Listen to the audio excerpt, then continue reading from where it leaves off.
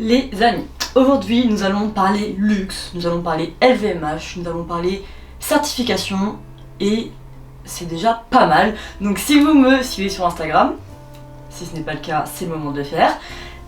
Vous avez sûrement vu que j'ai obtenu il y a 2 semaines à peu près une certification, donc la certification LVMH, sans forcément trop comprendre ce que c'est parce que j'en ai pas parlé en story, tout simplement parce que j'avais prévu de faire cette vidéo là.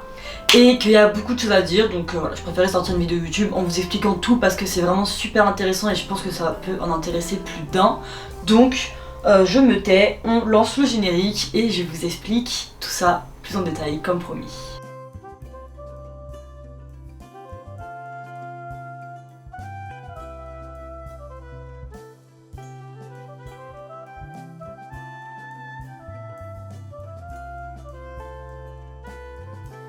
Alors, first thing first, comme diraient nos amis les English, qu'est-ce que LVMH? LVMH est un groupe qui a été créé en 1987, donc ça signifie Louis Vuitton, Moet Hennessy.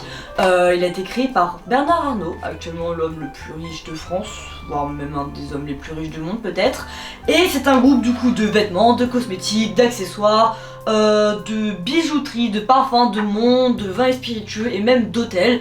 Et donc dans ce groupe qui est actuellement le plus puissant du monde, on retrouve des marques comme Dior, Givenchy, Céline, Guerlain, Bulgari, Sephora, les hôtels Cheval Blanc, etc.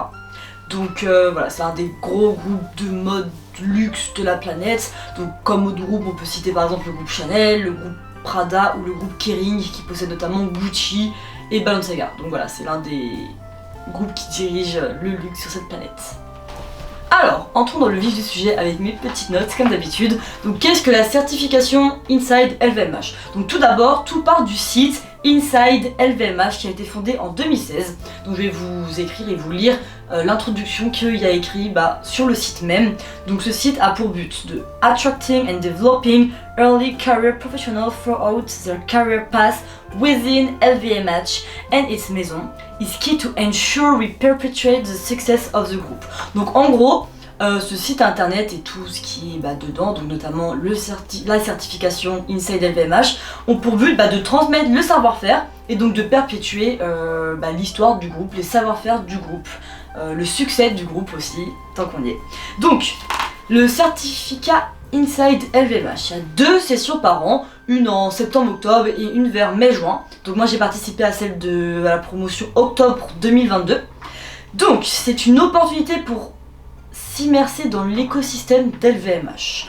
Il y a 4 modules en 8 semaines à compléter. Donc il y a 2 modules communs, donc ça ils sont communs à tous les candidats, tu ne peux pas les choisir, t'as pas le choix, c'est les 2 premiers. Et tu as 2 modules choisis. Donc tu as 4 options, 4 modules, et tu choisis les 2 que tu veux faire pour ton diplôme. Donc tu peux prendre n'importe lesquels des 2.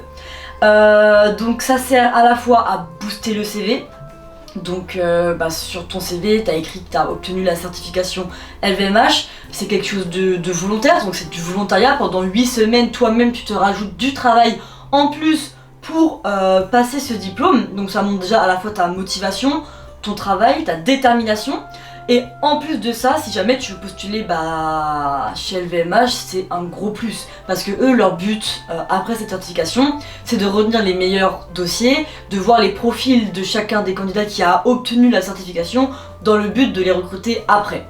Donc c'est à la fois de l'aide, enfin une grosse aide si tu veux rentrer chez LVMH, peu importe le secteur, que ce soit les vins, les hôtels, la mode, les bijoux. Et c'est à la fois un boost pour ton CV général. Tout le monde ne connaît pas cette certification, mais si tu expliques ça à ton potentiel futur employeur, ça montre que tu es quand même déterminé, que tu es un bosseur, parce que croyez-moi c'est beaucoup de taf, et c'est toujours une certification en plus sur le CV, et c'est absolument pas négligeable dans un monde où il n'y a plus forcément beaucoup de travail. Enfin, ça c'est un peu un mythe, en communication il y a toujours du travail, mais pour se démarquer des autres, voilà. Surtout que le taux de réussite de ce diplôme il est de 49%. Mais je comprends pourquoi en l'ayant passé et je vais vous expliquer les raisons, mais d'abord je vais vous expliquer comment moi je me suis organisée et mon processus d'apprentissage. Du coup, là on va parler de mon expérience, donc comment je me suis organisée. Donc je me suis inscrite en octobre 2022 et donc j'avais de fin octobre au 13 décembre exactement pour compléter mes 4 modules passer mon quiz final et obtenir ma certification. Donc comment ça se passe? Donc dans chaque module, tu as des sortes de petits chapitres. Donc c'est essentiellement des vidéos et des articles. Voilà, tu as une vidéo, ensuite tu as un article, une vidéo, un article, tu as un mini quiz. Tu passes à un chapitre suivant, vidéo, ou article, vidéo. Après tu as le quiz final du module. Après tu débloques l'autre module. Et c'est comme ça pendant 8 semaines, pendant les 4 modules. Sauf que ce n'est pas si simple que ça.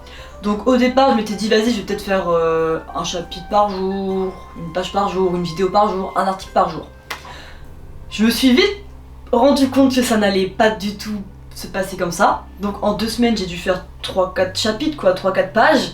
Et en voyant la dose de travail et tout ce qui restait à faire, je me suis dit là je suis dans la merde. Là il va falloir se bouger sérieusement. Et donc pendant genre 3-4 semaines, j'ai enchaîné. Tous les soirs je rentrais chez moi, je passais 2, 3, voire 4 heures derrière mon écran à faire LVMH. Parce que en soi, avant de débuter un module, il y a écrit le temps. Par exemple le module 1, 5 heures pour compléter. Sauf que ces 5 heures là, c'est juste si tu lis l'article et tu regardes la vidéo. Sauf qu'il faut prendre des notes. Ça ils le disent pas, mais enfin moi ça me paraissait logique de prendre des notes et heureusement que je l'ai fait. Faut tout noter. J'ai rempli genre 2 ou 3 blocs-notes. J'ai des vidéos, ils parlaient, je mettais pause, j'écrivais. Bref, je sais même plus parler. Tout prendre en note. Tu lis un article, tu notes tous les mots-clés, tu notes tout. Une vidéo, tout ce qu'il dit, tu notes. Et du coup, tu te retrouves vite à faire un module de 5 heures en 15-20 heures. Donc voilà, vraiment tous les soirs, peu importe à quelle heure je rentrais, après le taf, après l'école, c'était 3, 4, 5 heures de LVMH pendant 2-3 semaines. Et c'était dur. Et pourtant j'aime la mode, hein. Franchement les cours ils sont super intéressants, j'ai appris plein de choses. Mais c'est vraiment une grosse dose de travail en plus. Donc pour vous dire, mon quiz final j'ai dû le passer à 21h.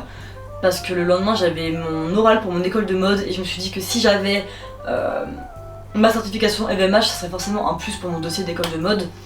Donc il me le fallait. Je suis rentrée chez moi, j'ai passé 2 heures à terminer LVMH, j'ai passé mon quiz final. Et j'ai fini genre à 21h, 22h et j'étais vraiment au bout, j'étais épuisée, j'avais autant révisé de toute ma vie. Donc c'est vraiment que des quiz, tout se passe sur internet. Le quiz final, il y avait 38 questions et il faut avoir 70% de bonnes réponses. Donc moi j'ai eu 88%. Voilà, j'ai dû faire 3-4 fautes à des quiz, à des questions. Et franchement je trouve que c'est vraiment pas mal parce que la dose d'information, même en notant presque tout ce que j'entendais, tout ce que je lisais, j'avais pas toutes les informations. Et voilà, c'était vraiment très dur. Donc, pourquoi il n'y a que 49% de réussite? Déjà, moi je n'étais pas au courant, c'est en anglais. Donc ça, ils le disent pas forcément sur le site. Enfin, c'est pas précisé que la certification est en anglais. Moi je pensais que j'allais avoir des cours en français. J'arrive au premier cours, je vois tout est en anglais. Heureusement, je parle anglais et j'étais contente que ça soit en anglais en vrai parce que j'ai pu apprendre plein de mots donc du secteur de la mode et du luxe en anglais que je connaissais pas et qui vont beaucoup me servir du coup pour ma carrière et pour mon futur. Mais voilà, déjà une personne qui ne parle pas anglais, elle arrive devant ça, bah elle abandonne. Donc voilà, un pourcentage en moins. Ensuite, il y a vraiment des mots compliqués, il y a des vidéos, il n'y a pas de sous-titres, il y a des vidéos de 1 heure ou 2, des conférences entières où il n'y a pas de sous-titres, ou si tu parles pas anglais, clairement tu comprends rien. Et donc ça, même une personne qui parle un peu anglais, elle peut vite se décourager si elle comprend pas, si c'est un peu trop dur. Et donc abandonner au milieu, donc ça je comprends aussi. Après t'as ceux qui se rendent compte que c'est une grosse charge de travail, qui n'ont pas forcément le temps de gérer ça, en plus de leur cours, de leur travail, de leur vie, et qui abandonnent. Et ensuite il y a ceux qui vont jusqu'au bout et qui ratent le quiz. Et donc au final, je comprends vraiment pourquoi il n'y a que 49% de réussite, mais en soi, franchement, si tu parles anglais et si tu notes tout, enfin tout, j'exagère vraiment, mais enfin faut que je vous montre mes cahiers de notes, j'ai vraiment écrit le plus possible et franchement ça passe. Parce que t'as le quiz, t'as ton ordinateur et tu peux checker. Mais si tu suis bien, si tu lis bien, si t'es concentré, j'ai quasiment même pas utilisé mes bloc-notes pour passer le quiz. Juste ça me revenait, j'avais une question, j'étais en mode ok ça me revient. Et la chose qui est dure aussi, c'est les formulations de phrases dans le quiz. Comme du coup français et anglais, il y a quand même des petites différences. Il y avait des questions, des fois je comprenais pas la formulation. Et c'est des questions en yes, no, et du coup c'était un piège, genre est-ce que je dois mettre oui, est-ce que je dois mettre non. Et c'est sur des questions comme ça que je me suis foirée. Mais bon, je l'ai passé, j'ai réussi, c'est très bien. Donc voilà, j'ai vraiment débité pendant facile 5-6 minutes pour vous expliquer, mais il y a vraiment beaucoup de choses à dire. Moi, tout ce que je peux vous conseiller, c'est de passer cette certification. Au pire des cas, tu la passes, tu rates, c'est pas grave, tu peux te réinscrire au module d'après, c'est 6 mois après, mais voilà, c'est déjà ça. Enfin, le passe-pas si jamais tu veux être médecin, ou si jamais tu veux être professeur des écoles, ou si tu veux être, je sais pas, pharmacien, ça n'a aucun intérêt. Passe-le si t'es en communication, en marketing, que t'as peut-être une envie d'aller vers le luxe. Comme j'ai dit, c'est pas forcément les vêtements, c'est pas forcément Dior, Chanel, c'est également les vins, les spiritueux, ça peut être les hôtels, voilà, c'est vraiment large, et c'est toujours un plus, un gros plus. Au pire tu rates, bah tu repasses pas, c'est comme tu veux. Tu le réussis, et bah c'est quelque chose en plus pour ton CV. Après faut vraiment avoir le temps, faut vraiment être motivé. Si t'aimes pas ce domaine, si t'aimes pas ce milieu, franchement ça sert à rien de s'inscrire parce que tu seras très vite, si t'es déjà pas motivé à la base, tu seras très vite encore plus démotivé et tu vas rien le faire. Mais voilà, je pense que c'est vraiment un plus et je suis vraiment très contente de l'avoir fait, même si j'étais vraiment épuisée à la fin. Mais voilà, j'espère que tout était clair, que vous avez compris. Je pense faire la même vidéo dans le même format pour TikTok, car j'ai lancé mon compte TikTok mode, donc ML Actualité mais sur TikTok. Donc je vous invite également à aller le suivre et le suivre sur Instagram si jamais vous ne le suivez pas encore, car là on va rentrer dans des choses très sérieuses, très cool. Et je vous donne rendez-vous dimanche prochain à la même heure pour une nouvelle vidéo, mais ça, à force vous le savez, vous êtes habitués.